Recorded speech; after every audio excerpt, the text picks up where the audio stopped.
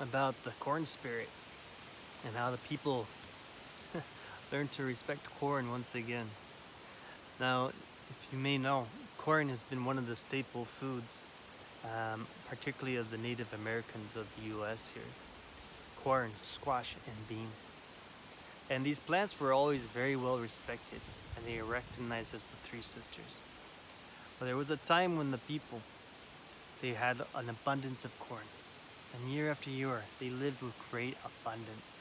And they had more corn than they could actually use. And so the people began to become careless. They allowed their kids to move amongst and play on the corn, and the people and the kids would trample the corn. They would take the excess of that corn and they would throw it to the dogs, and the dogs would feed on it. They began to not tend to the fields as much, and so they became more weeded over. And the people, thinking they had such abundance of corn, when they created their storing baskets, they would often bury the corn beneath the soil so that they would have these winter reserves. But they didn't do it in such a good way. And they were no longer giving respect to the corn spirit, and they were no longer even giving thanks to Creator for the corn that had been provided. Now, amongst these people, there was another man named Dagwenda. Now, Dagwenda, he still loved the corn. He would go out and he would sing to the corn. He would give his thanks to the corn. And he would tend to it in a very special way. And when he harvested it, he would always give thanks for the abundance and ask that the corn would please again return the next year.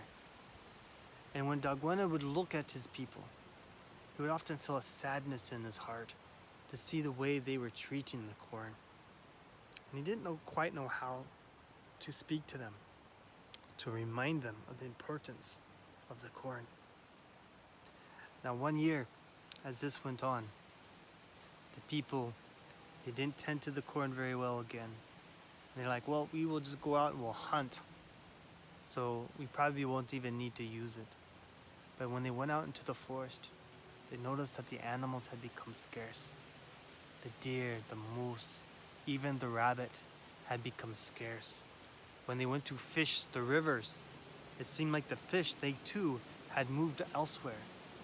And now all the people were a little scared. Like, well, we better than dig up the corn, and that will feed us, and so we could survive through the winter. But when they dug up the corn, they saw that their baskets, which they had poorly woven together, had broken.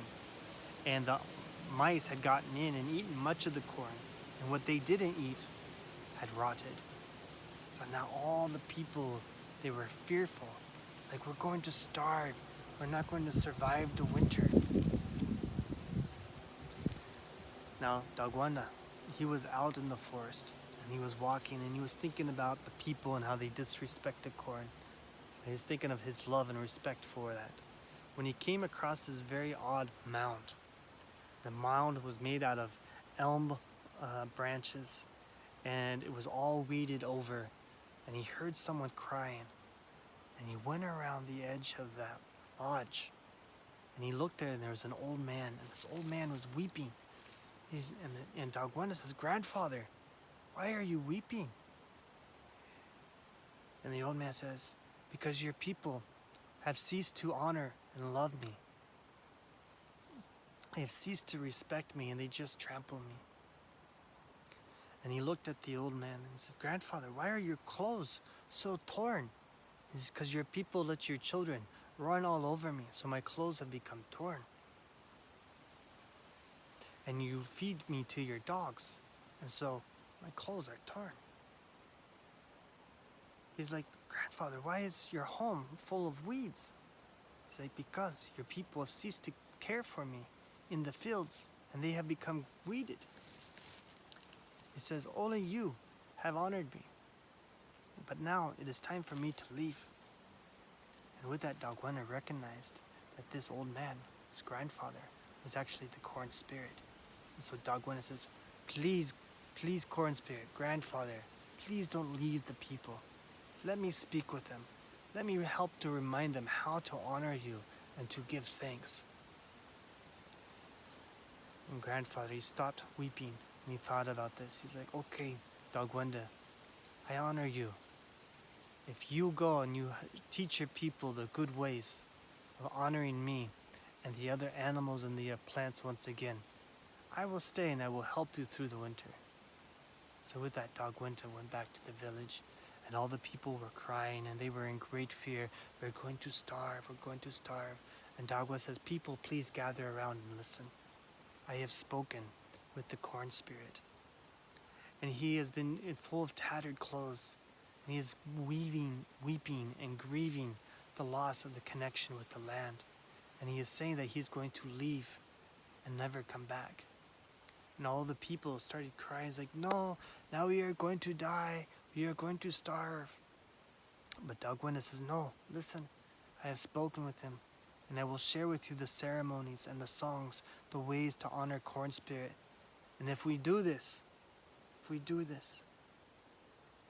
corn spirit will help us through the winter and come back to us in the spring. So Dagwenda went to where he had kept his store, and they unearthed his baskets that he had very carefully woven together with his prayers and his songs. And inside of his own stash, there was more than enough corn, more than he remembered there being. And he had enough to feed his village through the winter, and there was even enough for them to plant seeds for the crop the following year.